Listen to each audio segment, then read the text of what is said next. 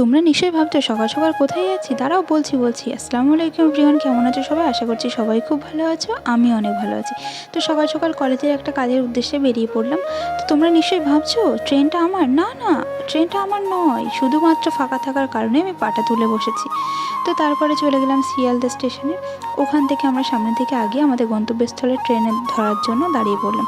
তো তারপরে আমরা চলে গেলাম আমাদের গন্তব্যস্থলে। সেখানে গিয়ে দেখি এত বৃষ্টি যে থামারই কোনো নাম নেই।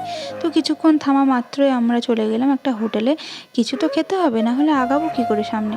তো তারপরে কিছু খেয়ে নিলাম, খেয়ে তারপরে চলে গেলাম আমাদের বিদ্যাসাগর ফাউন্ডেশন। সেখানে গিয়ে স্যারেদের সাথে কিছু কনভারসেশন করে কিছু কাজ ছিল টুকটাক মিটিয়ে আমরা চলে আসলাম বাড়ির উদ্দেশ্যে। তো তারপর শিয়ালদা স্টেশনে এসে আমরা ট্রেনে উঠে পড়লাম।